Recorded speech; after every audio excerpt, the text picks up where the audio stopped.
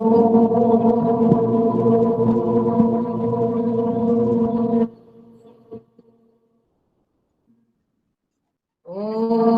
सहना भवतु सहनौ भुनक्तु सह वीर्यं करवावहै तेजस्विनावधीतमस्तु मा विद्विषावहै। ॐ शान्ति शान्ति शान्ति। नीलाम्बुजश्यामलकोमलाङ्गम् सीतासमारोपितवामभागम् बाणो महासायकचारुचापम् नमामि रामं रघुवंशनाथम् नमामि रामं रघुवंशनाथम् अतुलितबलधामं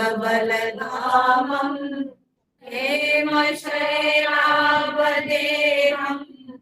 धनुजवनकृशानुं ज्ञानिनामग्रगण्यम् सकलगुणनिधानं वानराणामधीशम् रघुपतिप्रियभक्तं वातजातं नमामि रघुपतिप्रियभक्तं वातजातं नमामि।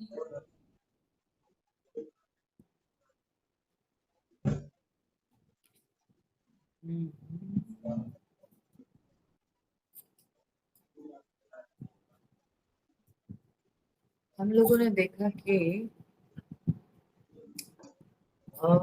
जब भरत जी भगवान राम जी से मिलने जा रहे हैं तो अपनी सेना लेके जा रहे हैं, गुरु वशिष्ठ मुनि भी जा रहे हैं, सब लोग साथ में जा रहे हैं। और ऐसे तमसा नदी के किनारे पहला विश्राम, फिर सई नदी के तीर पर विश्राम, ऐसे करते हुए श्रृंगवेरपुर में जाके पहुंचे। पहुंचने से पहले ही जब गंगा नदी में है तो तब उस समय ये निषाद राज ने देखा। तब उन्होंने अपनी पूरी जो है निषाद सेना या अपने जो निषाद जाति के सब लोग हैं, अपने ज्ञाति कुटुंब सबको बुला करके उसने निर्देश दिया। उसने कहा कि सब लोग घाट को छेक लो, ठीक है, क्योंकि निषाद राजगुह को लगा कि हो सकता है अब भरत की माँ ने ही तो छल करके राम जी को वनवास दिलाई, तो लगता है कि ये भरत अब आकर के वन में भी राम जी को मार के निष्कंटक राज्य प्राप्त करना चाहता है। तो इसीलिए शायद ये सेना लेके आए हुए हैं। तो यह समझकर निषाद जो है निषाद राजगुह, उन्होंने अपने सारे लोगों को निर्देश दिया। ठीक, तो तब क्या होता है गोस्वामी तुलसीदास जी वर्णन करते हैं कि क्या कहता है निषाद राज। हो 100 कितना बोलते 89, ठीक है, 189, 189 नंबर दोहा के बाद।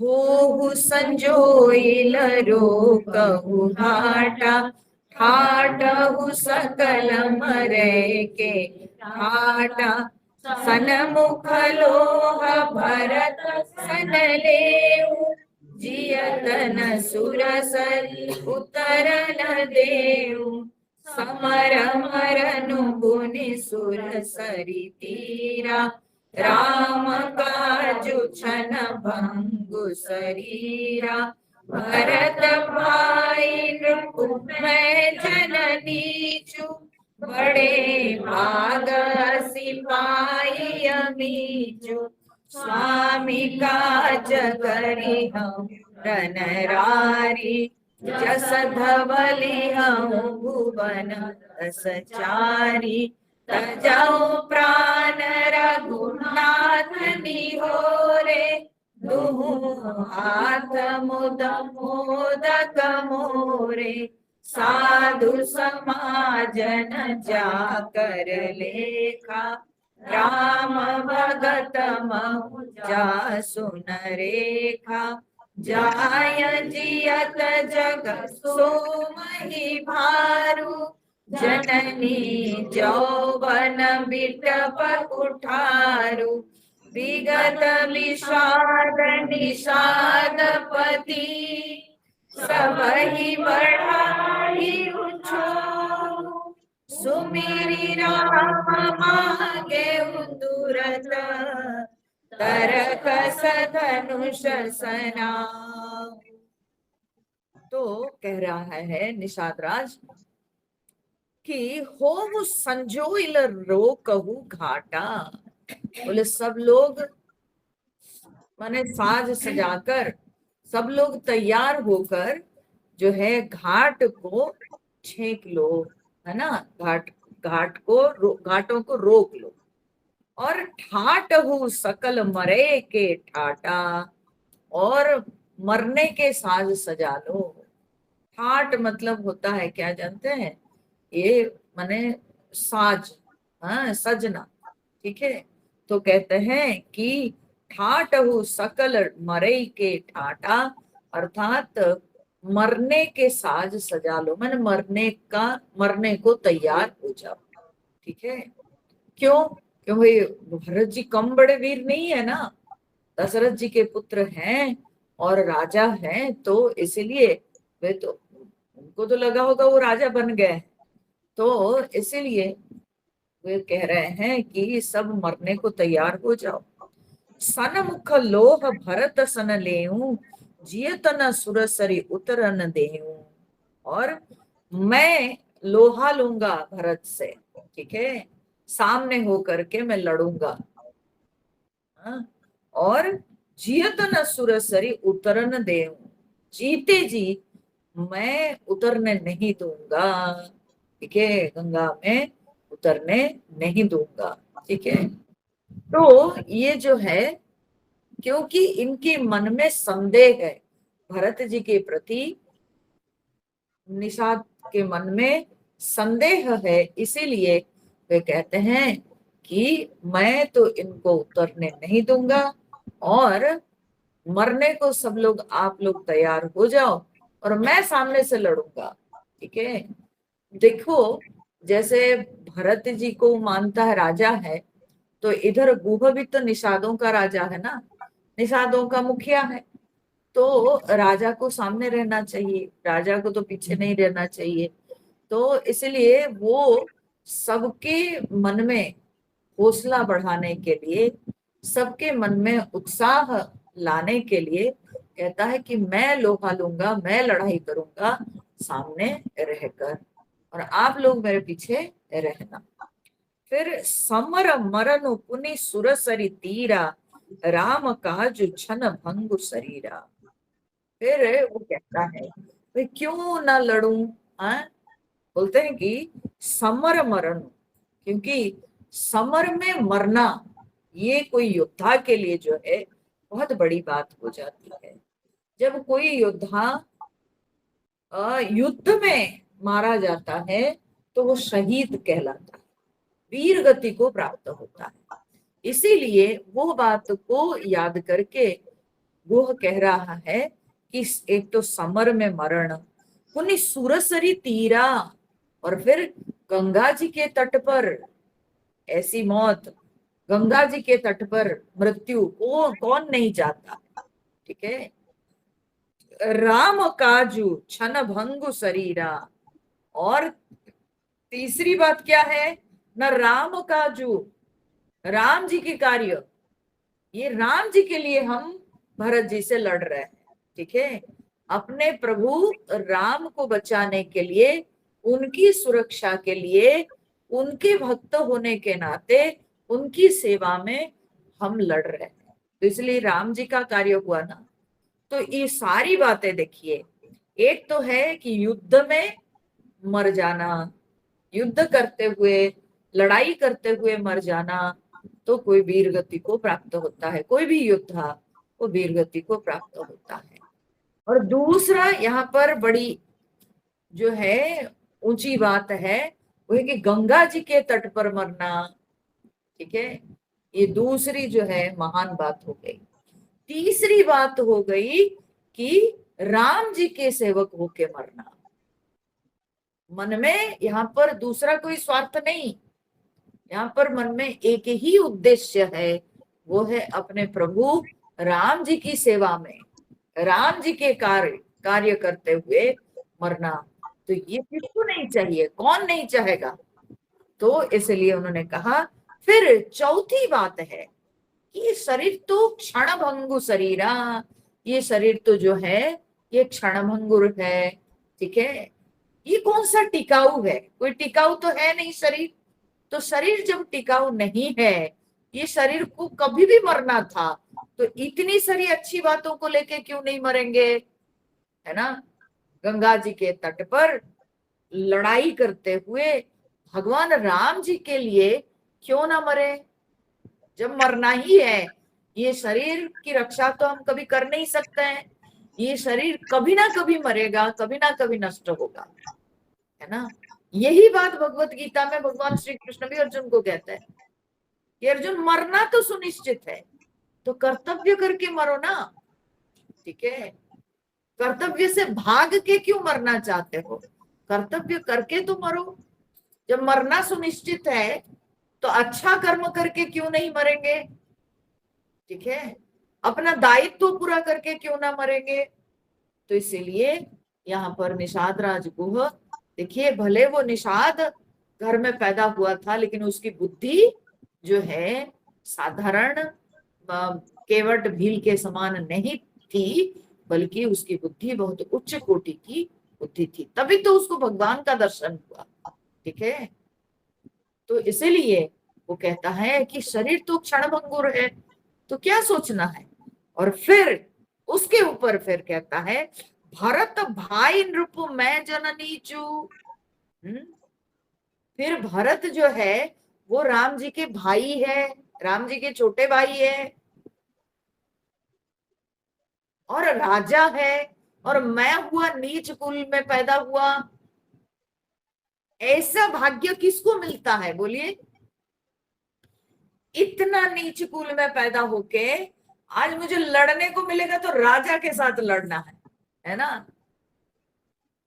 नहीं तो कहाँ हम जैसे साधारण केवट लोग, हमको कहाँ राजा महाराजा से लड़ने का मौका मिलता है।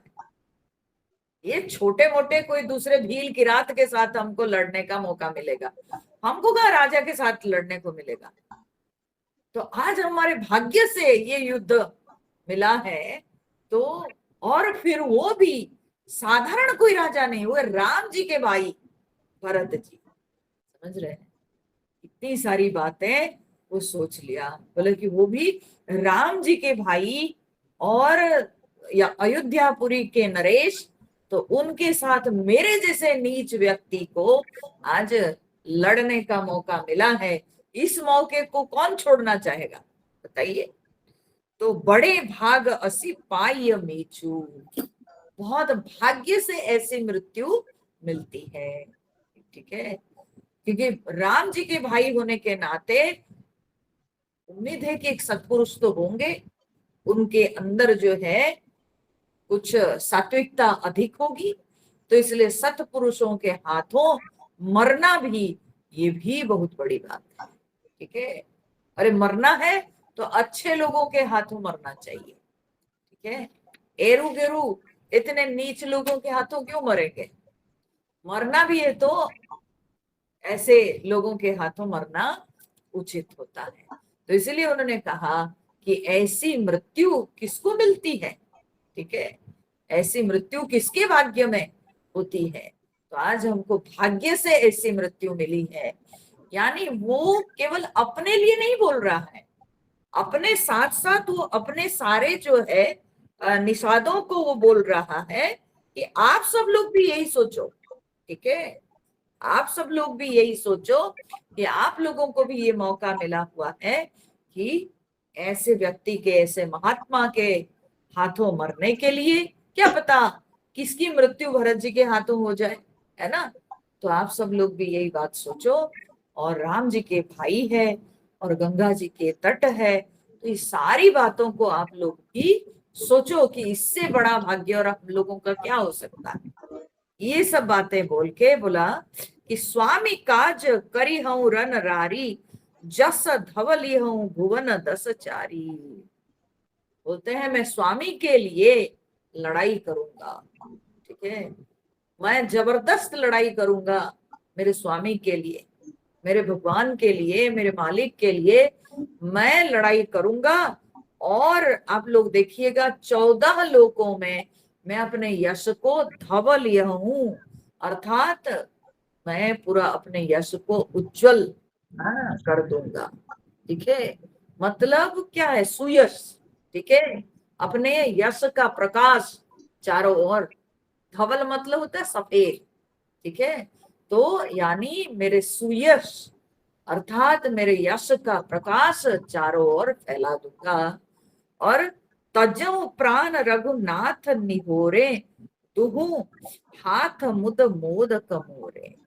और मैं भगवान जी के लिए, प्रभु राम जी के लिए मैं अपने प्राण त्याग दूंगा, उनके निमित्त मैं अपना प्राण त्याग दूंगा। और मेरे लिए तो दुहु हाथ मुद मोदक मोरे, मेरे लिए तो दोनों हाथ में मोदक हो गया, दोनों हाथ में लड्डू, मुद मोदक मंगल के लड्डू। ठीक है, ये दोनों हाथ में मंगल के लड्डू, ये एक क्या है, दोनों हाथ में लड्डू। ये जो मुहावरा है ये कहाँ से आया है, कुछ होश है आप लोगों को? ये मुहावरा कैसे आया, कैसे प्रचलित हुआ? उसके तो दोनों हाथ में लड्डू, कैसे ये प्रचलित हुआ? बोले एक जब सौभाग्यवती स्त्री मरती है, ठीक है, एक जब सौभाग्यवती स्त्री मरती है, ये प्रचलन है कि उसके दो हाथ में लड्डू दिए जाते हैं, दोनों हाथों में लड्डू दिए जाते हैं। ठीक है, उसका कारण है कि पति होते हुए उसको ये भाग्य प्राप्त हुआ। ठीक है ना, उसको ये भाग्य मिला यहाँ पर इहलोक में। और इसके बाद उसकी सदगति सेवा करते करते मरी, अपने पति की सेवा करते करते मरी, तो इसलिए उसकी जो सदगति होगी परलोक में, तो इसलिए इस लोक और उस लोक, तो उसके तो दोनों लोक में जो है, इस लोक में भी यश मिला, परलोक में भी सदगति होगी, तो उसके दोनों हाथों में लड्डू दी जाती है। ठीक है, तो उसी से ये मुहावरा, माने जिसके लिए दोनों तरफ से अच्छा ही अच्छा हो। ठीक है, दोनों पक्षों से जब उस किसी के लिए भी कोई बात पे, कोई घटना में जब वो दोनों पहलुओं को देखा जाता है और उसमें किसी के लिए अगर भला है, ठीक है, from both angles, from both sides, ठीक है, तो तब कहा जाता है उसके तो दोनों हाथ में लड्डू है। ठीक है, ये मुहावरा उसी से आया। तो यहाँ पर गुह के लिए दोनों हाथ में लड्डू क्या है? दोनों हाथ में लड्डू यही है कि यहाँ पर तो इतनी सारी अच्छी बातें उसको मिल जाएगी। ठीक है, यहाँ पर गंगा जी के तट पर उसकी मृत्यु होगी, वीर गति को प्राप्त होगा, भरत जी जैसे महात्मा के हाथों मृत्यु होगी, तो वो यहाँ के लिए है। और मर जाने के बाद भी जो है उनको जो सुयश मिलेगा और मर जाने के बाद उनको सदगति प्राप्त होगी, तो इसलिए बोलते हैं मेरे तो दोनों हाथ में लड्डू है। ठीक है, ये एक बात हुई। दूसरी बात यह भी है कि मेरे दोनों हाथ में लड्डू का अर्थ है जय पराजय। मैं अगर हारूंगा तब भी मेरे लिए अच्छा, अगर जीतूंगा तब भी मेरे लिए अच्छा, ठीक है। हार जाऊंगा, अगर उनके हाथों मारा जाऊंगा, ठीक है, तब भी अच्छा है, सदगति मिलेगी। और जीत जाऊंगा तो सुयश मिलेगा, है ना।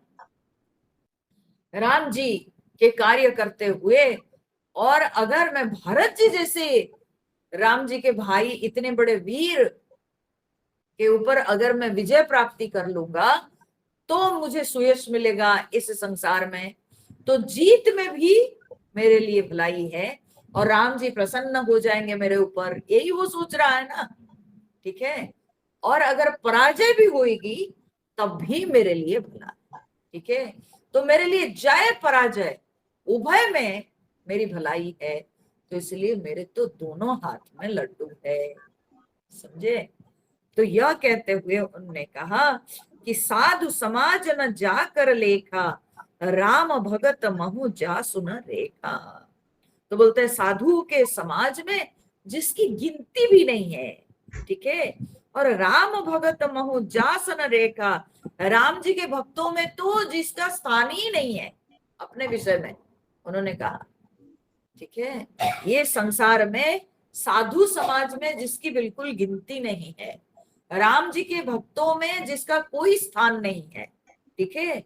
जाय जियत जग सो मही भारू, बोले वो तो जगत में पृथ्वी के लिए भार हो जाता है, अपने विषय में नहीं बल्कि वो दो सबके विषय में कहता है कि जो व्यक्ति भी इस दुनिया में, जो भी व्यक्ति भगवान का भक्त नहीं कहलाया, भगवान का भक्त नहीं बन पाया, ठीक है, या जो है साधु समाज में जिसको स्थान नहीं है, ठीक है, ना तो वो साधु है और ना भगवान के भक्त है, तो वो तो पृथ्वी के लिए भार है, ठीक है, वो तो जगत के लिए भार है। जननी जौवन बिटप कुठारू, वो तो माता के यौवन रूपी वृक्ष के लिए कुलाढ़ी के समान है, ठीक है। माने वो जिस माँ का पुत्र है, वो बेटा होके पैदा होके माँ के यौवन को नष्ट किया, वो तो माँ के यौवन को नष्ट करके वो असलियत माँ के यौवन रूपी वृक्ष के लिए कुलाढ़ी बना, ठीक है। खाली माँ के यौवन को नष्ट किया, लेकिन कोई उससे भलाई नहीं, कोई अच्छा काम उसने किया ही नहीं। अगर उसके हृदय में भगवान की भक्ति नहीं, भगवान के भक्तों में उसकी गिनती नहीं, या साधु समाज में उसकी गिनती नहीं, तो वो पृथ्वी के लिए भार, उस माँ के लिए भी जो है वो एक कर्स है, ठीक है, एक श्राप है उस माँ के लिए। उस माँ के यौवन को उसने केवल नष्ट किया, नहीं तो और कुछ नहीं, ठीक है। विगत विषाद निषाद पति, सब ही बढ़ाई उछाह।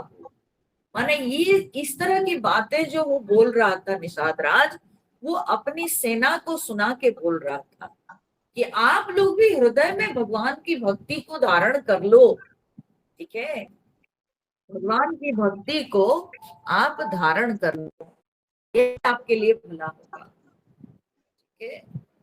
नहीं तो क्या है, धरती के लिए हम भार बन के रहेंगे, ठीक है।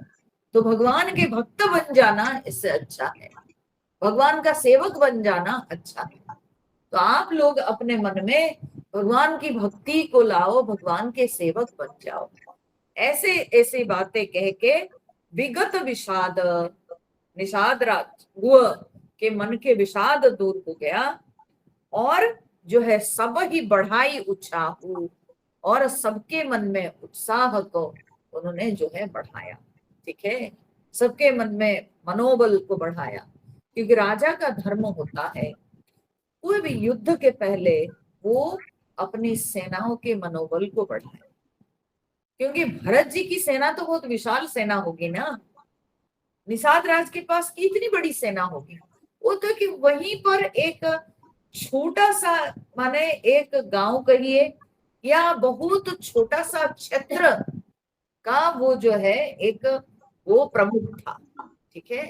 तो उसकी कितनी बड़ी सेना होगी, और उसकी सेना के पास कितने अस्त्र शस्त्र होंगे, सोचिए।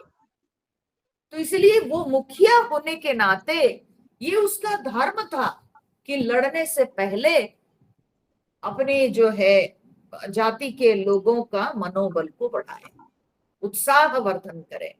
ठीक है, उनको जो है समझा करके, लोभ दिखा करके, भाव उनके अंदर पैदा करके उनके मनोबल को बढ़ाना।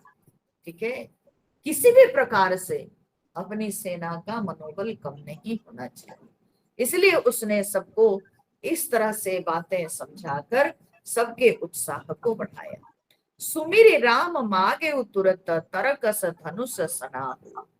राम जी को मन में स्मरण करके उसने जो है अपने लिए तरकस धनुष और सनाहु, सनाहु माने कवच या शरीर त्राण जिसको कहते हैं, तो इस तरह से उसने जो है धनुष, तरकस और कवच अपना मंगाया।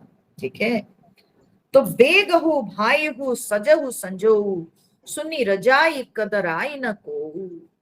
फिर उसने कहा, हे भाइयों, क्यों भाइयों? क्योंकि अपने जाति भाई है सब। ठीक है, तो बोला, हे भाइयों, सब जल्दी जल्दी तैयार हो जाओ, सामान सजा लो। ठीक है, और सुनी रजाई कदर आई न को, मेरा आदेश सुन करके किसी के मन में कातरता नहीं आनी चाहिए। ठीक है, कायरपन नहीं दिखाई पड़ना चाहिए। कोई कायर मत बनो इस समय में, सब एकदम उत्साह के साथ, उमंग के साथ लड़ने को तैयार हो जाओ। डरो घबराओ मत, मरने से डरो मत। ठीक है, तो सबको उसने निर्देश दिया। भले ही नाथ सब कहीं सहरसा, और उसकी सेना की तरफ से उसको क्या सुनने को मिला कि भले ही नाथ, हे नाथ भले ही, नहीं सब कुछ ठीक है, एकदम हम लोग तैयार हैं। ठीक है, ये उत्तर जब उसको मिला तो उसको संतुष्टि हुई होगी कि मेरी बातों का असर पड़ा, मेरी सेना या मेरा जो बल है वो सबके सब मेरे जैसे ही सोचते हैं और मेरी बातों का वे लोग पालन करते हैं। एक ही एक बढ़ा वही करसा, और बोलते हैं कि सब आपस में एक दूसरे का कर्ष बढ़ाने लगे। ऐसे तो करसा मतलब कर्ष, कर्ष का अर्थ होता है क्रोध। ठीक है ना, है ना, कर्ष का मतलब होता है क्रोध। लेकिन यहाँ पर क्या है, एक दूसरे का जोश बढ़ाने लगे। ठीक है ना, एक दूसरे का जोश बढ़ाने लगे, एक दूसरे के मन में माने युद्ध के जैसा भाव। ठीक है, लड़ने के लिए जो जुझारूपन एक दूसरे के अंदर सब जो है लाने लगे, एक दूसरे को उत्साह दे करके, तो ऐसे जो है जोश बढ़ाने लगे। तो चले निषाद जोहारी जोहारी सूर सकल रन रूचई रारी। निषाद राज को सब लोग जोहार कर करके अब चले, और सबके सब सूर सकल, सबके सब बड़े सूरवीर थे। रन रूचई रारी, और संग्राम में लड़ना सबको बहुत अच्छा लगता है।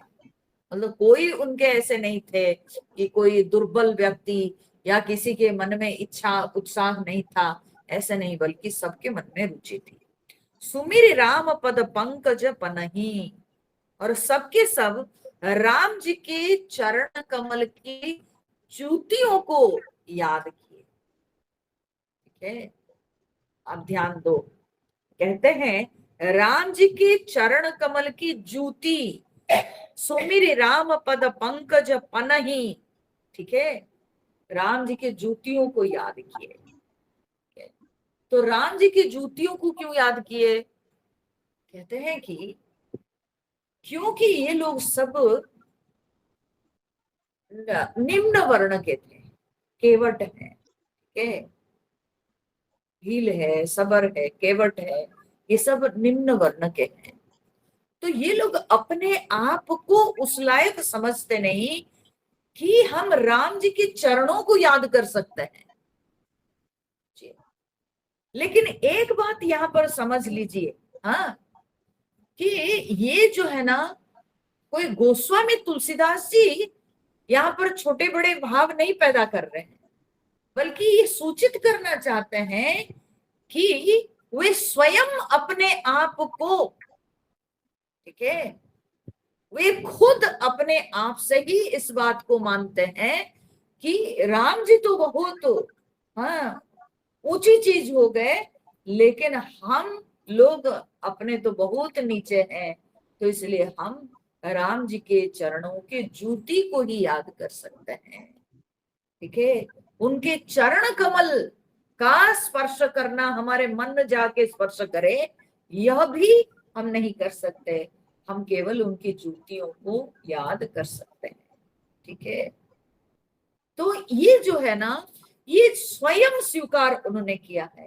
उनको यहाँ पर गोस्वामी जी छोटे नहीं बनाए हैं, बल्कि वे स्वयं अपने आप को इतने नीच से नीच मान करके भगवान को स्मरण कर रहे हैं। ठीक है, भगवान के चरण पादुकाओं को याद वे लोग कर रहे हैं। ठीक है, तो और एक बात भी है, तो कहते हैं कि भगवान राम जी की जूती, जूती जो है तो चमड़ी की होती है ना, जूती तो चमड़ी की होती है, तो इसीलिए वो जो ढाल होता है वो तो चमड़े का होता है ना, तो इन लोगों के पास तो वैसा कुछ नहीं है, तो इसीलिए वे लोग राम जी की जूती को याद किए कि आप ही हमारे लिए ढाल बनो। समझ रहे हो? तो उन्होंने भगवान की जूती को याद किए, यानी वो तो चमड़े की जूती होती है, तो बोले वही हमारे लिए ढाल बने, वही हमारे रक्षक बने। ठीक है, तो इसलिए भगवान की जूती को सब के सब याद किए। और भाथी बांधी चढ़ाई नहीं धनही, तो बोलते हैं सब के सब भाथी बांध लिए। भाथी मतलब छोटे छोटे तरकस। ठीक है, छोटे तरकस जिसमें कम से कम बाण रहते हैं, ठीक है, उसको भाथी कहते हैं। और धनु ही मतलब छोटा धनुष। ठीक है, छोटे धनुष को धनु ही कहते हैं। तो ऐसे छोटा तरकस और छोटे छोटे धनुष सब बांध लिए। और अंगरी पहिरी, अंगरी मतलब कवच।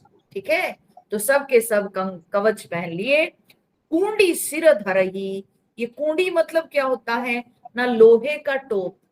ठीक है, सिर को बचाने के लिए, हाँ, लोहे का जो है वो टोपी सब पहन लिए। हरसा बांस सेल सम करही, और फिर हाथ में जो है फरसा, बांस मतलब भाला। ठीक है, भाला, तो कहते हैं कि फरसा, भाला, सेल मतलब बर्छा। ठीक है, फरसा, भाला, बर्छा, ये सबको सम करही, सब जो है सीधा करने लगे, ठीक करने लगे। ठीक है, कब से पड़ा हुआ है, लड़ने को मौका नहीं मिला होगा, इतने दिनों से उनके पास रखा होगा, कई सारे ऐसे बाण होंगे, ऐसे ही सब रखे होंगे, तो सबको वे लोग ठीक करने लगे। ठीक है, सबको सीधा किए, सबको जो है बाण, हाँ, वो बाण में क्या बोलते हैं, सान चढ़ाने लगे। ठीक है, तो ऐसे ही करके वह अपने बाण सबको ठीक किए। एक कुशल अति ओढ़न खाड़े। ठीक है, बोलते हैं कि उसमें से कोई कोई ऐसे थे जो तलवार के वार करने में, खाड़ मतलब क्या होता है जानते हैं, खंग, संस्कृत में बोलता है खंग। ठीक है,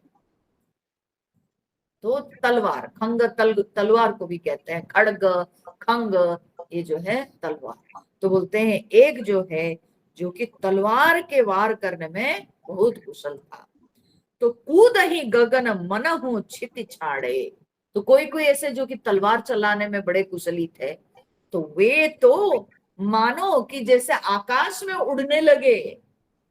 ठीक है, उछल करके उमंग में वे लोग तो मानो जैसे जमीन पर से ऊपर उठ के उमंग से उछल उछल के मानो कि वे लोग उड़ने लगे कि इतना बढ़िया मौका मिलेगा।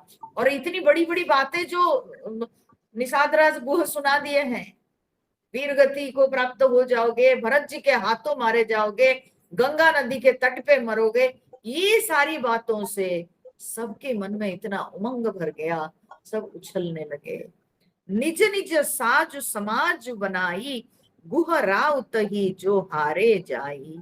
तो कहते हैं सब अपना अपना साज समाज सब बना लिए, और गुह राउत ही जो हारे जाई, सब जा करके राउत, राउत मतलब रावत, ठीक है, रावत माने राजा। इसलिए अभी भी क्षत्रियों का सरनेम मिलता है हिमाचल प्रदेश ये सब में, जो है रावत, आई थिंक रनौत, ठीक है, राणा, राणावत होता है एक्चुअली, ठीक है। तो इसी से शब्द आया है। तो रण में जो श्रेष्ठ होते हैं तो वो सब क्षत्रियों का अभी भी सरनेम मिलता है, ठीक है। तो रावत से राउत हुआ। तो अभी भी उड़ीसा में भी राउत सरनेम है, वे लोग भी क्षत्रिय होते हैं, वे लोग भी क्षत्रिय है। हमारे मिशन में यहाँ है ना हरिहर राउत, तो वे भी है। उड़ीसा में उसको खंडायत बोलते हैं। खंडा मतलब खड़ग, खड़ग जिनके आयत में, खंडायत। तो जिनके अधीन खंड खड़ग होता है तो उनको खंडायत बोलते हैं। तो उड़ीसा में खंडायत माने क्षत्रिय, ठीक है। तो वे लोग क्षत्रिय हुए। तो रावत शब्द से राउत हुआ है यहाँ पर। तो कहते गुह राउत ही जो हारे जाई। तो राजा को सब लोग नमस्कार करके गए। देख सुभट सब लायक जाने, ले ले नाम सकल सन माने। और निषाद राज ने सारे अपने सुंदर योद्धाओं को देख करके ले ले नाम सकल सन माने, सबके नाम ले लेकर सबको सम्मान करने लगे। अच्छा, इसमें दो बातें हैं, ठीक है ना। एक बात यह है कि सबके नाम ले लेकर के सम्मान किए, तो मतलब क्या है, मतलब यह जरूर होगा कि बहुत छोटी सी गोष्ठी होगी। बहुत ज्यादा सैनिक होने से कभी सबके नाम ले लेकर के पुकारा नहीं जा सकता है, सबके नाम ले लेकर के सम्मान नहीं किया जा सकता है, ठीक है। एक एक के नाम लेकर के, अरे आप तो किसी का नाम लिए लेके बोलेंगे, अरे आप तो बाप रे बाप, आप जब बाण चलाते हो हाँ कोई बचेगा। फिर कोई आया, अरे आपके तलवार के सामने बाप रे बाप, हाँ आदमी क्या, पेड़ पौधे पत्थर आने से भी कट जाएंगे, है ना। हर एक के नाम ले लेकर के उनकी विशेष संज्ञा, उनके विशेष जो गुण है वो कह करके उनका सम्मान करने लगे। तो मतलब क्या है, प्रतीक के नाम ले ले करके जब सम्मान किए, इसका तात्पर्य यही है कि वो छोटी छोटी गोष्ठी होगी, बहुत ज्यादा बहुत बड़ा जो है समूह नहीं होगा। ये एक बात है। दूसरी बात यह है कि नाम ले ले करके सम्मान किए, किसी भी व्यक्ति का जब आप नाम ले करके हाँ उसके विषय में आप बोलते हो तो उसको खुशी होती है। एक कॉमन में बोल दिए कि आप सब लोग योद्धा हो, लेकिन आप एक एक के नाम लेकर के जब उनकी संज्ञा के साथ, उनकी स्पेशलिटी के साथ आप सबके सामने बोलते हो, तो तब क्या होता है ना, उसका उत्साह और बढ़ जाता है, और उसको ये फील होता है कि मेरे राजा मुझे पहचानते हैं, ठीक है, हमारे राजा हमको पहचानते हैं। विशेष करके कोई ऑर्गेनाइजेशन का हेड हो, ठीक है, कोई बड़ा आदमी, जब वो पूरे सबके सामने किसी के नाम ले लेते हैं, बोले अरे वो मेरे नाम ले लिए, ये बहुत बड़ी बात है, इसका मतलब कि मैं उनके दिल दिमाग में हूं, ठीक है। ये जो फीलिंग है ये बहुत बड़ी बात है। मैं आप लोगों को बताती हूँ, हमारे जो चिन्मय मिशन के जो पहले के हेड थे, इससे पहले मैंने स्वामी चिन्मयानंद जी के जो शिष्य रहे थे स्वामी तेजोमयानंद जी, अभी तो दूसरे हैं स्वामी स्वरूपानंद जी, लेकिन स्वामी तेजोमयानंद जी, बाप रे बाप, उनकी जो मेमोरी है, हम सब लोग आश्चर्य में पड़ जाते हैं।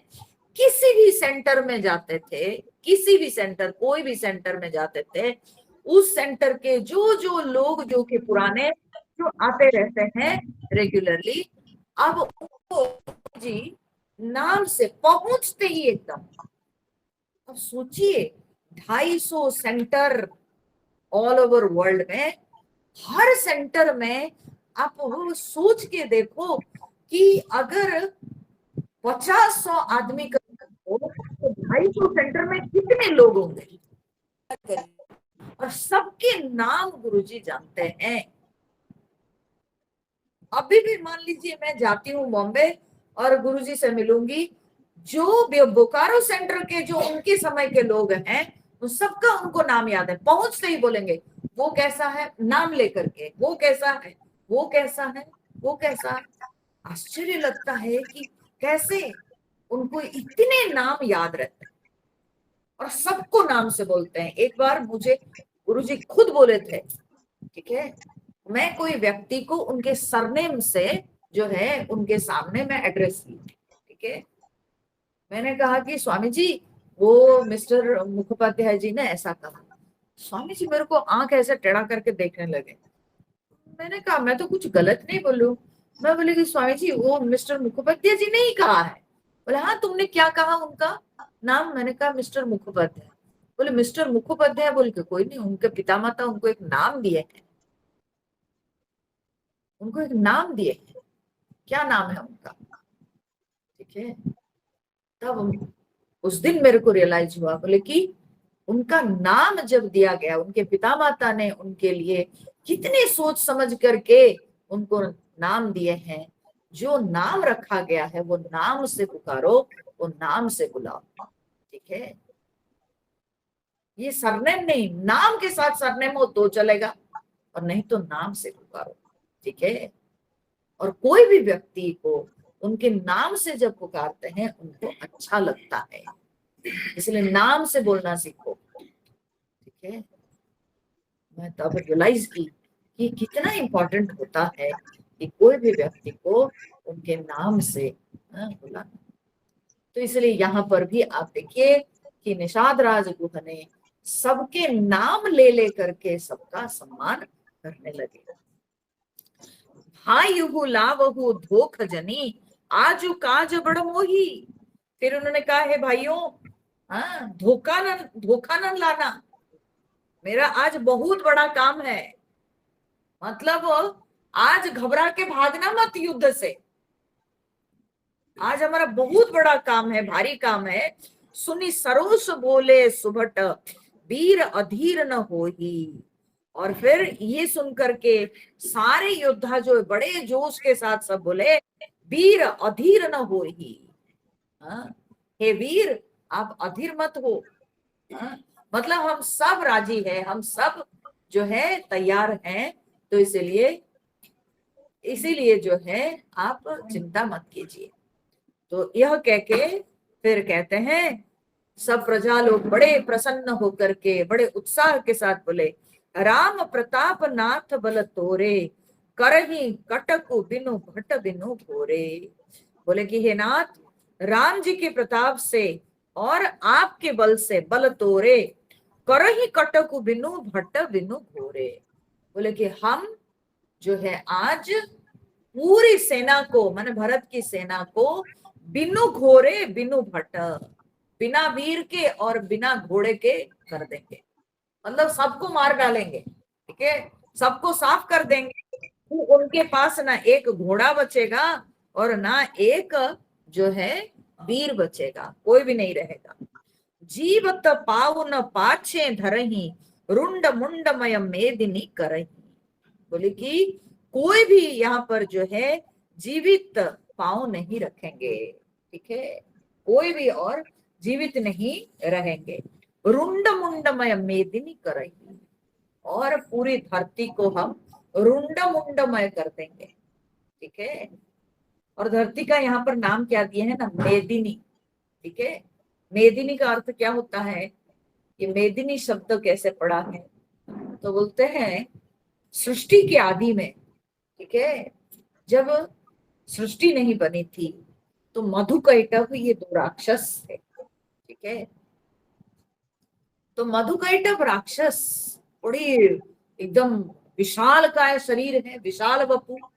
तो उनको जब भगवान विष्णु ने मारा तो बोलते हैं उनके हड्डी चर्बी, ठीक है, ये सब जमा हो करके धरती बनी, ठीक है, ये सब जो जमा हो गया बाद में वही जो है धीरे धीरे जो है वो कठिन हो करके फिर जो है वो उसी से धरती बनी।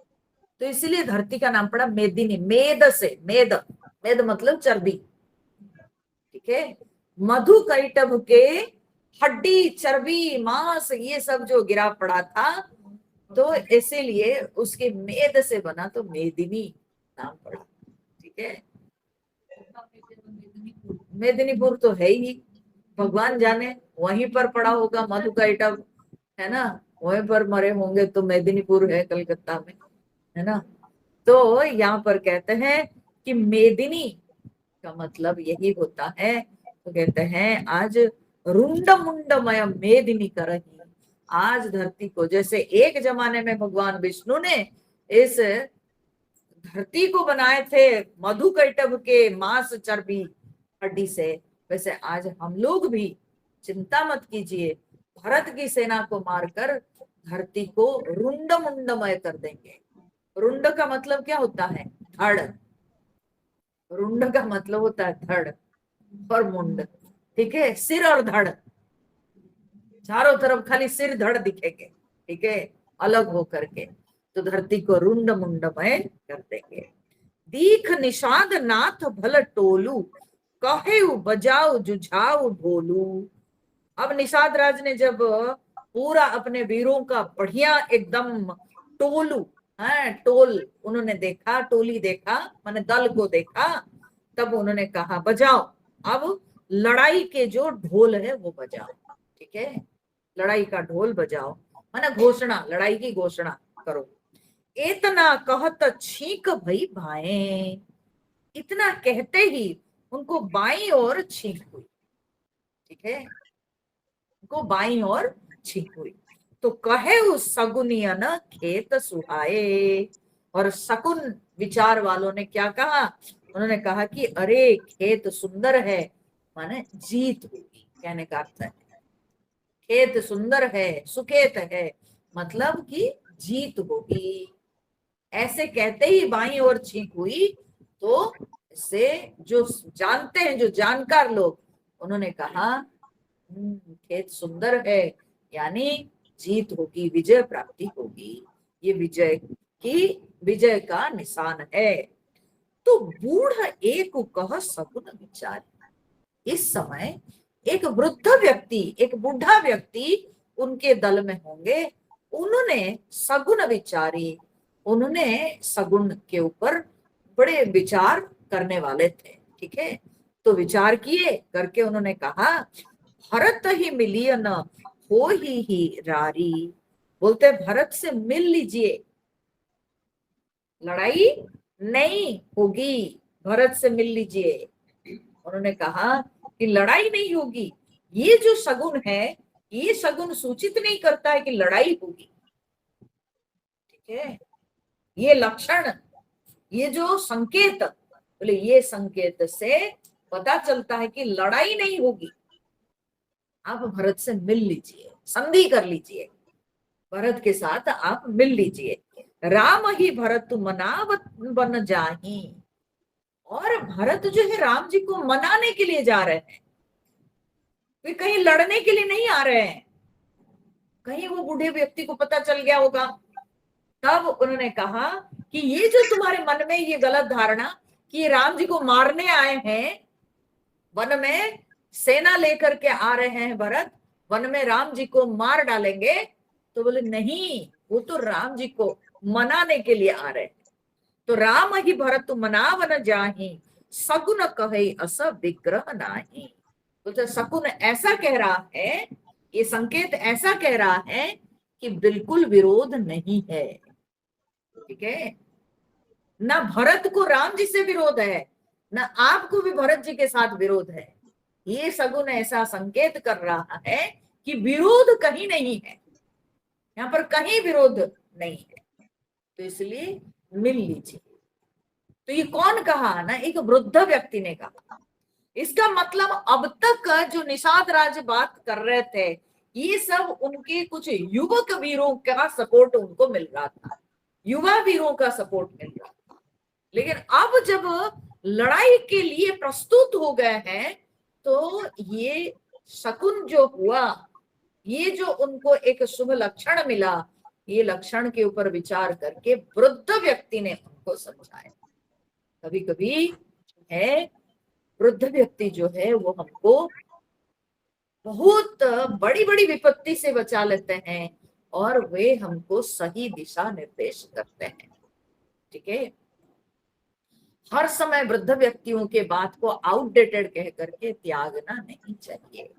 कहने का अर्थ यह है, गोस्वामी तुलसीदास जी भी इतने बड़े जीवन दर्शन के जो माने शास्त्र उन्होंने रचना की, रामचरितमानस, इसमें उन्होंने ऐसे वृद्ध व्यक्तियों के भी बातों को सम्मान किए हैं।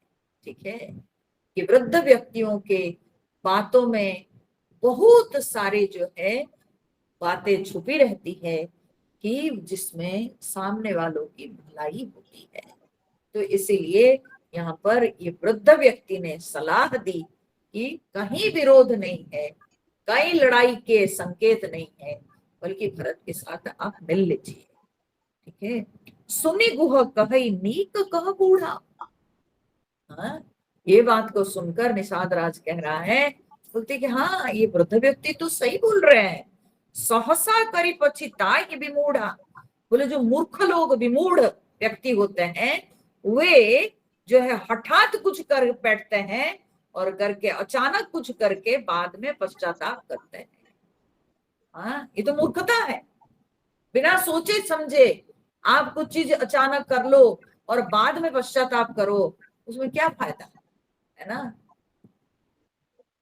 क्या बोलते हैं, अब पछताने से क्या होगा जब चिड़िया चुग गई खेत, है ना। तो इसीलिए बाद में पश्चाताप करने से क्या होगा, बल्कि ये बूढ़ा जो बोले हैं ये सही बोले हैं। और भरत स्वभाव सील बिनु बूझे, भरत के शील सुंदर स्वभाव को बिना समझे, हाँ, बिना जाने, बड़ी हित हानि जाने बिनु जूझे। बिना समझे उनके साथ लड़ने से तो हम लोगों का बड़ा जो है हानि, बहुत हानि हो जाती, बहुत हमारा क्षय क्षति होती है ना। तो इसलिए समझना बहुत आवश्यक है। कहु घाट हट समिति सब, लेऊ मरम मिली जाई, बूझ मित्र अरि मध्य गति, तस तब करी हूं आई। बोलते इसलिए हे वीरो, तुम लोग सब इकट्ठे होकर के घाट को छेंक लो, घाट को छेंक के रखो, और मैं जाकर के ले मरम मिली जाई, मैं जाकर के उसका भेद लेके आता हूं, मैं पता करके आता हूं। ठीक है, तो क्या मन में हाँ सोच करके जा रहे आ रहे हैं, हाँ, तो उनके मन में क्या विचार है, क्या भाव है, वो सब मैं भेद लेके आता हूं। बूझी मित्र अरे मध्य गति, तस तब करी हूं आई। बोलते हैं उनका भाव क्या है, मित्र का है, और ही माने शत्रु का है, या मध्यस्थ माने उदासीन का है, क्या उनका मन का भाव है उसको मुझे समझने दो, मैं समझ के उसको सब करके आता हूं, तब जाके उसके अनुसार हम लोग प्रबंध करेंगे, जो करना है तब करेंगे। लखब स्नेह सुभाय सुहाय, बैरु प्रीति नहीं दुरई दुराए। तो बोलते उनके सुंदर स्वभाव से ही कहते हैं उनके प्रेम का मैं पहचान कर लूंगा। और कोई व्यक्ति के स्वभाव, उसके मन में अगर स्नेह प्रेम हो, वो कितना भी जो है वो उसको छुपाने को कोशिश करे, लेकिन वो कभी भी छुपता नहीं है। ठीक है, वो निकल आता है। कोई भी छिपाने की कोशिश करे तो वो छिपता नहीं, वो बैरो प्रीति, ठीक है, बैर भावना अर्थात शत्रुता और प्रेम, ये कभी छिपता नहीं। ठीक है, किसी का प्रेम और किसी के मन में शत्रुता कभी नहीं छिपता है। देखो अगर मन में शत्रुता हो, आप झूठ मूठ का नाटक करोगे, कितने भी मीठा मीठा बोलोगे, कितना भी मीठा आचरण करोगे, वो छिपेगा नहीं, वो निकल आता। ठीक है, सामने वाले को आभास हो जाता है, सामने वाला समझ जाता है कि क्या है इसके मन में। ठीक है। उसी प्रकार से अगर किसी के प्रति प्रेम हो, ठीक है, आपके मन में किसी के प्रति अगर प्रेम हो तो आपके व्यवहार में कभी कभी कठोरता दिखने पर भी सामने वाला उसको भी समझ जाता है कि ये तो उनके असली कठोरता नहीं है, बल्कि मेरे प्रति इनके हृदय में प्रेम है। ये जो है मुझे बहुत प्यार करते हैं, बल्कि ये केवल दिखावा है। या दायित्व के कारण माँ जैसे मान लीजिए बच्चे के साथ कभी कठोर हो जाती है, तो क्या बच्चे को कभी लगता है कि मेरे माता पिता हाँ मुझे प्यार नहीं करते? ऐसा कभी लगता है? लेकिन आजकल के समय हो जाता है। आज के न्यूज़पेपर का न्यूज है ना कि एक बच्चा को उसकी माँ और उसकी बहन अभी पे वो मोबाइल जो है देख रहा था, और इसीलिए जो है वो जाके पुलिस थाने में केस किया है। और वो भी 8th स्टैंडर्ड का बच्चा, 13 साल का बच्चा, माँ और बहन के अगेंस्ट में जो है जाके केस फाइल किया। ठीक है, तो कलिकाल में कुछ भी हो सकता है। तो लेकिन साधारणतया हम लोग यही मानते हैं कि माता पिता के व्यवहार में कभी कभी कठोरता दिखती है, लेकिन फिर भी कभी भी हमको उनकी कठोरता को देखकर उनके प्रेम पर संदेह नहीं होता है, बल्कि यह लगता है कि वे प्रेमवश अपने दायित्ववश हमारे साथ कठोर बन जाते हैं, कठोरता आचरण करते हैं, लेकिन उनके प्रेम में कहीं कमी नहीं है। ठीक है, उसी तरह से किसी के मन में शत्रुता हो तो वो भी छिपा नहीं सकता है, कितना भी मीठा बनेगा लेकिन वो मीठा होगा नहीं। ठीक है, वो व्यवहार में जो वो मिठास दिखाता है उसमें कड़वापन कहीं ना कहीं नजर आ ही जाता है ना। आप कितनी भी सुंदर मीठी सब्जी बनाओ, उसमें अगर एक करेला कहीं गिर गया हो तो वो आभास मिल जाएगा, वो पता चल ही जाएगा। ठीक है, तो उसी प्रकार से कोई कितना भी मीठा आचरण बाहर से क्यों ना करे, अगर उसके मन में शत्रुता हो तो वो भी आभास आ जाता है, वो कड़वापन दिख जाता है। ठीक है, तो इसलिए कोई कितना भी छिपाना चाहे, भाव कभी छिपता नहीं, चाहे शत्रुता हो चाहे प्रेम हो। ठीक है, तो वो छिपता नहीं। ऐसे जो है कह करके निषादराज अस कही भेंट संजोवन लागे, कंद मूल फल खग मृग मागे, मीन पीन पाठीन पुराने, हरी भरी भार कर कहार न आने। ऐसे कह करके वे जो है भेंट सब तैयार करने लगे। अब राजा है ना भरत, उसको परखने के लिए जाएंगे, जब मिलने जाएंगे तो कुछ भेंट साथ में लेके जाएंगे ना, तो इसीलिए उन्होंने जो है भेंट सब, हाँ, उपहार सब उनके लिए सजाने लगे। तो क्या उपहार? बोले कंद मूल फल, ये सात्विक उपहार हो गए। ठीक है, कंद मूल फल। उसकी बात कहते हैं खग मृग मीन पीन पाठीन पुराने। बोले कि खग मृग पशु पक्षी, ठीक है, और फिर बोलते हैं कि मछली, ये सब जो है पशु पक्षी, हिरण, मछली, ये सब जो है ये राजस और तामस इसमें आता है। ठीक है, अब राजा है उसके लिए तो राजस होगा, राजाओं का खाना ऐसे भी होता है कि नहीं? राजा महाराजा लोग शिकार करके खाते हैं। हाँ?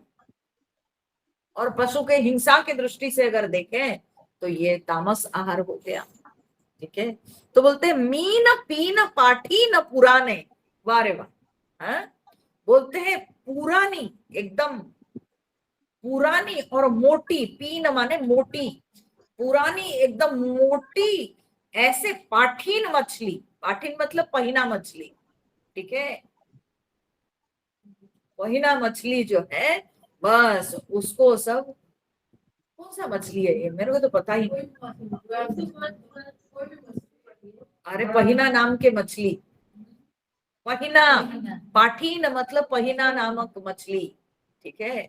तो कोई एक मछली होगा जो बड़ी एकदम मोटी मछली, तो बोले कि वो पूरा एकदम भरी भरी भार कहार न आने, पूरा बड़े बड़े कहारों को बुलाकर भार भार ऐसी सब चीजें हैं, मछली, हिरण, पशु, पक्षी, और फिर उसके ऊपर कंद मूल फल, ये सब लेकर के भार भार ये सब उपहार लेकर के चले, ठीक है, कि खुश हो जाए पहले भरत, उसके बाद उनके साथ बातचीत करके उनके भाव को परखेंगे, ठीक है।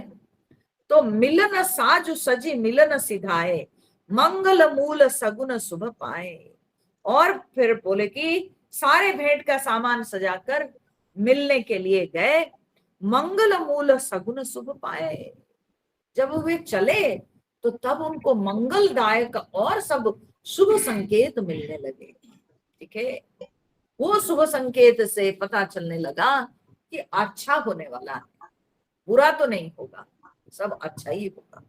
देखी दूरी ते कही निज नामू, कीन मुनीश ही दंड प्रणाम। और निषाद राज ने बोले कि मुनीश मतलब वशिष्ठ जी को दूर से देख करके दंड प्रणाम किए, ठीक है, दूर से पूरा उनको दंड प्रणाम किए, और अपने नाम बता करके कि मैं निषाद राज गुह हूं, और ऐसे अपना नाम बता करके अपना परिचय दे करके वे दूर से उनको दंड प्रणाम किए। जानी राम प्रिय दीन असीसा, वशिष्ठ जी उनको राम जी के प्रिय जान करके, राम भक्त जान करके उनको आशीर्वाद दिए, ठीक है। भरत ही कहे बुझाई मुनीषा, और फिर भरत जी को वशिष्ठ जी ने समझा कर कहा, माने इनके विषय में वशिष्ठ जी जो है उनको समझा के बताए कि ये राम जी के मित्र है। और राम सखा सुनी संदनु त्यागा, जैसे ही भरत जी को पता चला कि राम जी के प्रिय है, राम जी के सखा है, तो भरत जी तो तुरंत अपने जो है रथ पर से उतर गए, ठीक है, तुरंत रथ पर से उतर गए, चले उतरी उमगत अनुरागा, और वे पूरा एकदम प्रेम में, अनुराग में, इतने जो है उमंग उनके अंदर आ गया, और तुरंत ही वे रथ पर से उतर करके चलने लगे। गांव जाति गुम नाव सुनाई, और तब निषाद राज ने अपने ग्राम, गांव मतलब गांव, ठीक है, ग्राम, नाव मतलब नाम, और अपने जाति, वो किस जाति में, किस वर्ण में जन्म लिए हैं, तो ये सब उन्होंने बताया उनको, अपने नाम, पता और अपने जाति वर्ण सब कुछ सुना करके, कीन जोहारु माथ महिलाई, पूरा पृथ्वी पर माथा टेक कर, माने पूरा साष्टांग प्रणाम किया, भाई राजा है समझकर उनको भी साष्टांग प्रणाम किया, ठीक है।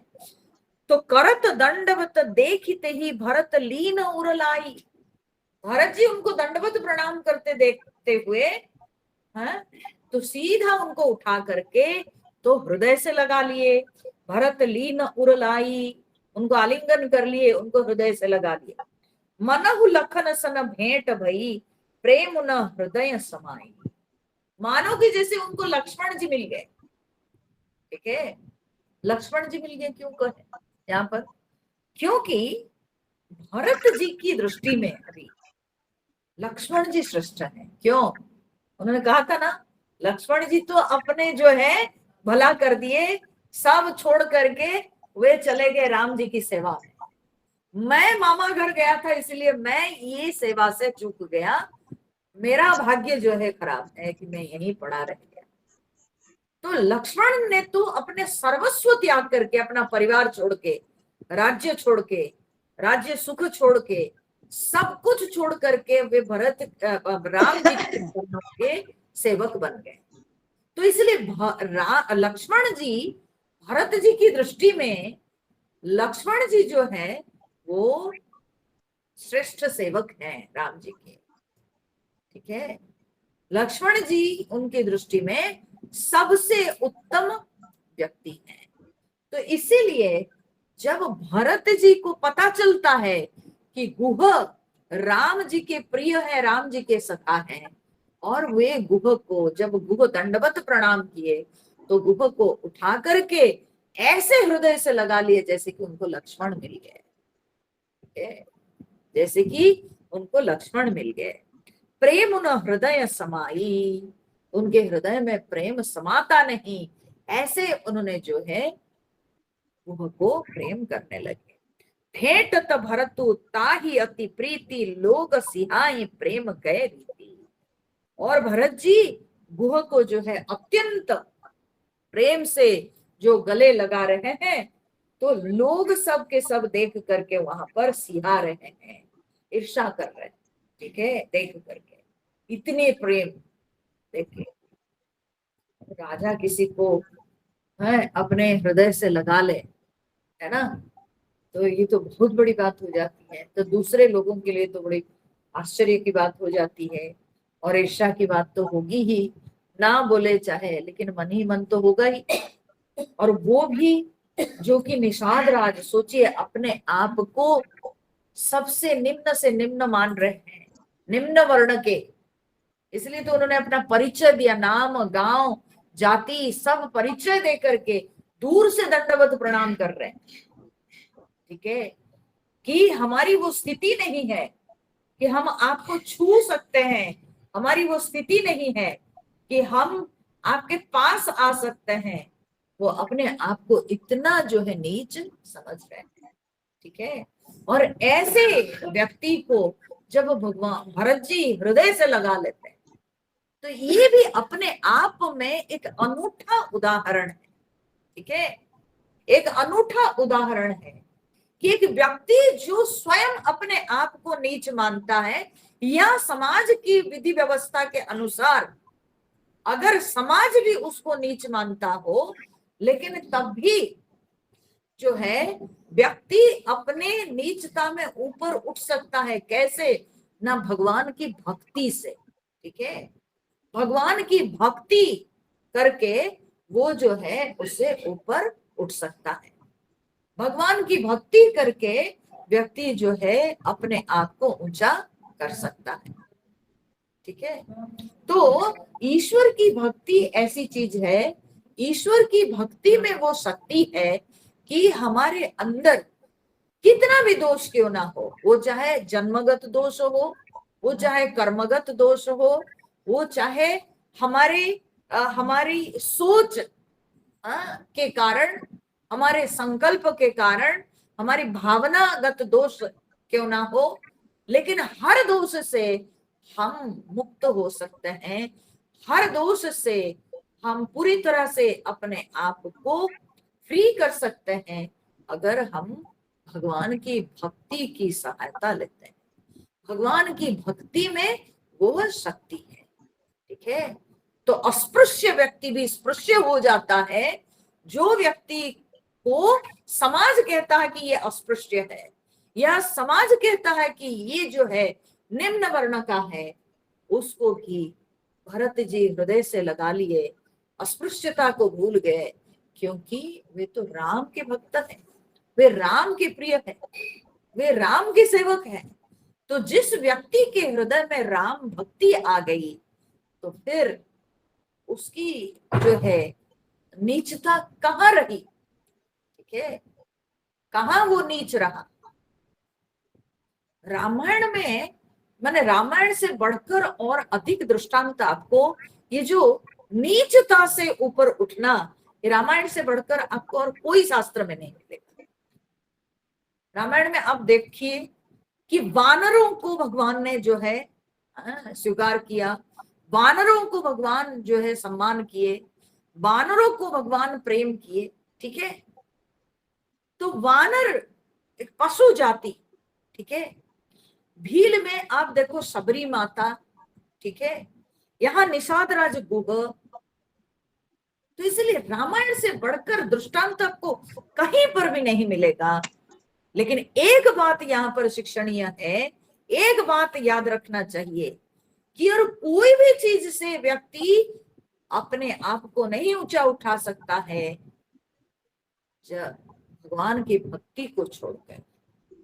जिसमें भगवान की भक्ति आ जाए, प्रेम आ जाए, तब वो तो संतों में गिना जाता है। ठीक है, उसका स्थान संतों में हो जाता है। फिर उसकी जाति कोई नहीं पूछता, उसके वर्ण कोई नहीं पूछता है। बहुत सारे बाद के काल में भी बहुत सारे ऐसे संत हुए जो लोग निम्न वर्ण में जन्म लिए, लेकिन फिर भी वे अपने आप को भगवान की भक्ति के कारण समाज में प्रतिष्ठित किए, बहुत ऊंचे स्थान उनको प्राप्त हुआ। ठीक है, तो इसलिए यहाँ पर वे जब दंडवत प्रणाम कर रहे थे, भरत उनको उठाकर आलिंगन किए और भेंट त भरत ताहि अति प्रीति लोग सियाई प्रेम के रीति धन्य धन्य धुनि मंगल मूला।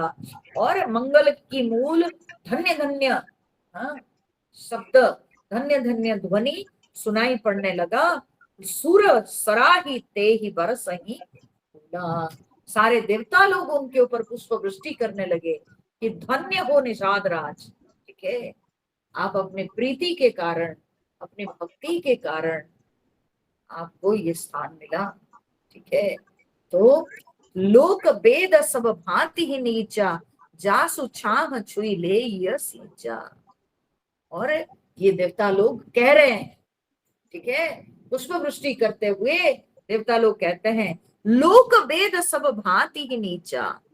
जो लोक और वेद की नीति, माने लोक और वेद दोनों में जिसको नीचा माना जाता है, जासु छाह छुई ले ही सींचा, जिसकी छाया पड़ने पर, हाँ, लोगों को स्नान करना पड़ता है, सिंचन करना पड़ता है।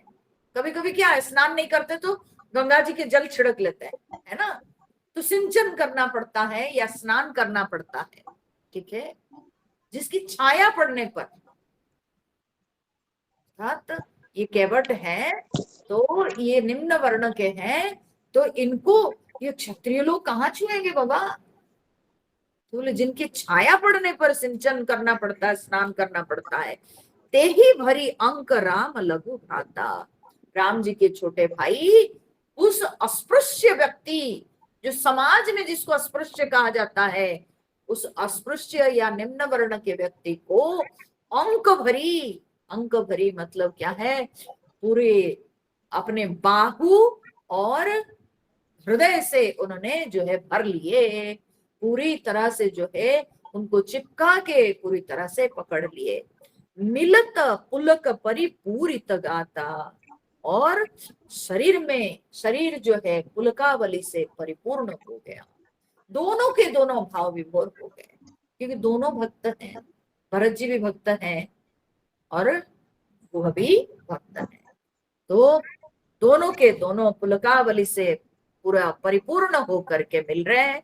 राम राम कही जे जमुहाई तिनय न पाप पुंज समूहाई। देवता लोग कहते हैं, जो लोग राम राम कहकर जमाई लेते हैं, ठीक है, जमाई लेते मतलब जमाई क्या होता है, जमाई नॉर्मली जो है आलस्यपना का निशान है। ठीक है, जो ये मतलब जो जानबूझ करके सचेत होकर के साधना नहीं करते हैं, अपने आलस्यपना में भी बैठ बैठे कभी कभी मुंह में आ गया राम नाम, होता है ना। लोग कभी कभी क्या होता है कि अपने ज्ञान से सचेत होके साधना नहीं करते, राम नाम जप करेंगे, ये आदत पड़ गई है। घर में बुजुर्ग लोग बोलते हैं, सुन सुन के आदत पड़ी है, जमाए लगे हाँ राम राम राम राम बोल दिए। ठीक है, गलती से भी, आलस्य से भी जो है, जो राम नाम ले लेते हैं, तीनई न पाप पुंज समूहाई, उनको जो है पाप पुंज कभी उनके सामना नहीं करते हैं, उनके सामने नहीं आते हैं। ठीक है, ऐसे लोग जो केवल अपने जो है आलस्य भाव में रह के भी राम नाम ले लेते हैं, तो उनके सामने पाप नहीं आते हैं। जो सचेत होके साधना करेंगे, राम नाम लेंगे, तो सोचिए उनका क्या होगा। ये राम नाम की शक्ति है, और वह तो राम भक्ति में लीन है। देवता लोगों का कहने का तात्पर्य है कि जो आलस्यपना में भी राम नाम ले लेते हैं उनको पाप स्पर्श नहीं करता है। तो गुह के हृदय में तो राम भक्ति भरपूर है, राम भक्ति से भरा हुआ हृदय है उसका, तो उसको जाति क्या कर सकता है, उसको उसका नीच वर्ण कहाँ रोक सकता है। ठीक है, वो थोड़ी नीच रहा, वो तो अब संत में गिना गया। यह तो राम लाई उरलीना कुल समेत जगु पावन कीना। ये तो निषाद राज गुह जो है ये तो स्वयं बोलते हैं कि राम लाई उरलीना, राम जी को तो उसने हृदय में, हाँ, हृदय से लगा लिया। नहीं नहीं, राम जी ने उनको हृदय से लगा लिया। अच्छा, राम जी ने उनको हृदय से लगा लिए, ये बात गोस्वामी जी नहीं लिखे हैं। जब राम जी श्रृंगवेरपुर में आए थे और यहाँ से जब गुजरे थे, अगर गोस्वामी जी के वर्णन आप देखिएगा तो राम जी उनको बगल में बिठाए थे, अपने पास बिठाए। ठीक है, लेकिन वाल्मीकि रामायण में वाल्मीकि जी लिखे हैं कि गुह को मिलकर भगवान राम जी उनको हृदय से लगा लिए और पास बिठाए। तो इससे सूचित होता है कि जो बात को गोस्वामी जी वहां नहीं लिखे थे उसके यहाँ उल्लेख कर दिए। ठीक है, इस प्रसंग में आके उसको उल्लेख कर दिए कि राम जी ने जिनको हृदय से लगा लिए कुल समेत जगु पावन कीन्हा, उन्होंने तो अपने कुल सहित पूरे जो है जगत को उन्होंने पवित्र कर दिया, पवित्र बना दिया। कर्म नाश जलु सुरसरी परई तेहि को कहो शीस नहीं धरई। बोलते हैं ये कर्मनाशा नदी का जल, ठीक है, बोले कर्मनाशा नदी का जल जब गंगा जी में पड़ जाता, ऐसे कहते हैं कर्मनाशा नदी में स्नान करने से व्यक्ति जो सुकर्म किया है, जो पुण्य कमाया वो नष्ट हो जाता है, कर्म नाश। ठीक है, तो आपके जो सुकर्म आप किए हो, जो पुण्य कमाया हो, नाश हो जाता है कहते हैं।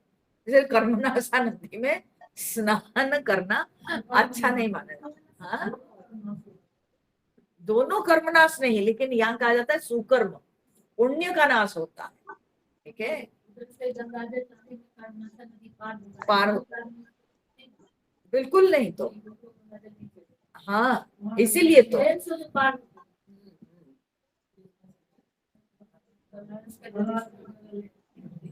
तो इसी कारण से बनारस के गंगा जल को भी बहुत लोग पवित्र नहीं मानते हैं, क्योंकि कर्मनाश। तो हरिद्वार के जल ऐसे भी देखिए, हरिद्वार के जल ही पवित्र माना जाता है।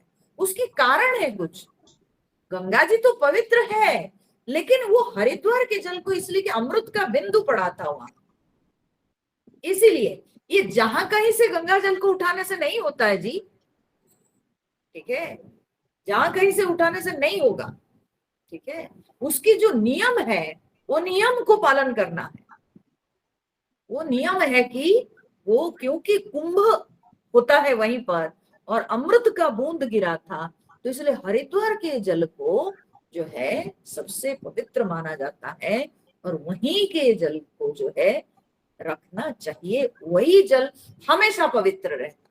ठीक है, अब गंगा जी नदी के रूप में वो पवित्र है, आप जाओ डुबकी लगाओ, वो दूसरी बात हो गई, लेकिन वो जल जो कि हमेशा पवित्र माना जाता है, रखने योग्य है, वो है कि हरिद्वार का जल। ठीक है, तो बहुत लोग लेकिन बनारस के जल इसलिए क्योंकि कर्मनाशा नदी पड़ती है, कर्मनाशा नदी को अपवित्र माना जाता है। कर्मनाशा नदी से व्यक्ति के सुकर्म नाश होता है। तो लेकिन उसको भी यहाँ कह रहे हैं कर्म नाश जल सुरसरी परई, वो कर्मनाशा नदी जाके गंगा जी में मिलती है, तो बोलते उसका जल गंगा जी में जब मिल जाता है तो कहते तेही को कहो शीस नहीं धरई। बताओ तो जरा, कौन उसको सिर पर धारण नहीं करता है। आप जब गंगा जी में स्नान करोगे उसका जल तो मिला हुआ है ना, तो उसको सिर पर धारण करते हैं कि नहीं। अर्थात वो कर्मनाशा नदी का जल गंगा जल में मिलके पवित्र हो जाता है। उसी प्रकार से साधारण व्यक्ति के हृदय जब राम जी के साथ मिल जाता है यहाँ पर राम जी हुए गंगा, ठीक है, और कर्मनाशा नदी है हम सब जीवों का हृदय, ठीक है। साधारण जीव का हृदय राम नाम का स्पर्श को प्राप्त कर ले तो वो भी पवित्र हो जाता है। जिसका हृदय राम नाम का स्पर्श को प्राप्त कर लेता है उसको ऐसे ही जैसे निषाद राज को भरत ने हृदय से लगा लिया, उसी प्रकार से वह जीव संसार में संत कहलाता है। उसको बड़े बड़े महात्मा महापुरुष लोग भी अपने जो है साथ स्वीकार करते हैं, ठीक है। उलटा नाम जपत जग जाना, वाल्मीकि भय ब्रह्म समाना। बोले जो राम जी के नाम को उल्टा जाप करके दस्यु रत्नाकर वाल्मीकि कहलाए, ब्रह्म समाना, ब्रह्म के समान, ब्रह्मा जी के समान हो गए वाल्मीकि जी, ठीक है। तो ब्रह्मा जी के समान इतने ज्ञानी हो गए वाल्मीकि जी, उनका इतना सम्मान हुआ। तो बोले कि उसी तरह से राम नाम को धारण करके आज निषाद राज को भी भरत जी अपने हृदय से लगा लिया। स्वपच सबर खस जमन जड़, पावर कोल किरात, राम कहत पावन परम होत भुवन विख्यात। बोले स्वपच मतलब चंडाल, ठीक है, चांडाल, सबर, खस, सबर होते हैं दक्षिण भारत में या दक्षिण भारत उड़ीसा ये सब स्थान में जो भील जात के लोग सबर कहलाते हैं, ठीक है। तो बोलते हैं सबर। खस, खस मतलब क्या है? खस होते हैं ब्रात्य क्षत्रिय, जो कि आपके हिमालय क्षेत्र में पाए जाते हैं, आज भी वे जाते हैं, उनको खासी कहते हैं, ठीक है, वो खस है, ठीक है। तो वे जो है बोलते हैं कि वो खस जात के लोग, जमन मतलब यमन, यवन, यवन, यवन, ठीक है, यवन म्लेच्छ होते हैं, ठीक है। तो ऐसे लोग भी होते हैं। जड़, जड़ माने मूर्ख, पावर मतलब पामर, पापी, कोल किरात, ठीक है, कोल किरात, ये सब के सब जंगली जात के लोग हैं, ठीक है। कोल किरात सबर ये सब के सब जंगली जात के लोग। इनके अलावे भी जो म्लेच्छ है, पावर है और चांडाल है, ये सब के सब राम कहत पावन परम, बोले राम कह करके, राम नाम कहते पावन परम होत भुवन विख्यात, ये सब पवित्र हो गए और बड़े विख्यात हो गए। ये एक्चुअली ऐसी बात नहीं है गोस्वामी तुलसीदास जी ऐसे ही सब जो है ना निम्न वर्ण के या ऐसे जो है निम्न प्रकार के भाव वाले लोगों के ऐसे नाम दे दिए, नहीं, इन सब के दृष्टांत है अलग अलग पुराणों में, शास्त्रों में। कौन यवन की जो है मुक्ति हो गई थी, कौन चांडाल की मुक्ति हो गई थी, ये सब अलग अलग पुराणों में पाए जाते हैं ऐसे ऐसे भक्तों का नाम। तो जिनको याद करके गोस्वामी जी यहाँ पर बोलते हैं कि सबकी मुक्ति हो जाती है, वो चाहे जो भी हो, ठीक है, वो चाहे जो भी हो। भगवान गीता में भी ये बात को बोलते हैं, अपिचेत सुदुराचार भजते माम अनन्य भाग, साधुरेव समन्तव्यः सम्यक व्यवसितो हि सः। अपिचेत सुदुराचार, वो चाहे कितना बड़ा दुराचारी क्यों ना हो, भजते माम अनन्य भाव, वो अगर मुझे अनन्य भाव से भजन करता है, स्मरण करता है, ठीक है, भगवान कहते हैं साधु एव सह मंतव्य, उसको साधु मानना चाहिए, ठीक है, उसको साधु मानना चाहिए। जो जिसने एक बार भी भगवान का नाम लिया, जो भगवान को, भगवान के नाम को मुख में लिया, भगवान के भाव को जिसने हृदय में धारण किया, तो भगवान कृष्ण कहते हैं उसको साधु मानना चाहिए, वो चाहे दुराचारी क्यों ना हो। वो दुराचार किया था, लेकिन जब भगवान का नाम लिया जब हृदय में भगवान के भाव को धारण किया तो उसको साधु मानना चाहिए। ये बहुत बड़ी बात है। ये सारे शास्त्र वाक्यों से ऐसी सूचना मिलती है कि कोई भी व्यक्ति का उत्थान हो सकता है। And everyone has a right to purify himself, everyone has a right to grow. संसार में प्रत्येक व्यक्ति का उत्थान का अधिकार है और वो कर सकता है, रोका नहीं जा सकता किसी को। कोई कितना बड़ा पापी क्यों ना हो, उसको वो अपने पाप से मुक्त हो सकता है जब वो भगवान को स्मरण करता है, भगवान की शरण में आता है, भगवान के नाम को मुख में धारण करता है, तो वो पाप से मुक्त हो जाता है। तब वो पापी नहीं, साधु कहलाता है। इसलिए ये प्रत्येक व्यक्ति के अधिकार में आता है, प्रत्येक व्यक्ति यह प्राप्त कर सकता है। तो इसलिए ये कहना गलत है कि कोई अगर पाप कभी किया था, दस्यु रत्नाकर कितने लोगों को मारे होंगे, कितने लोगों का लूटे होंगे, लेकिन क्या संसार उसको याद रखा? नहीं रखा, क्योंकि पुण्य कर्म के सामने पाप का कोई भाव नहीं रहता है। जैसे एक छोटा सा प्रकाश से घना अंधकार एक क्षण में दूर हो जाता है, उसी प्रकार से जब व्यक्ति के हृदय में राम नाम के प्रकाश, राम भाव का प्रकाश प्रज्वलित हो उठता है, तब जन्म जन्मांतर के अंधकार उसी क्षण दूर हो जाता है। तब भगवान कहते हैं साधु रेव समन्तव्य, इसलिए वो साधु कहता है।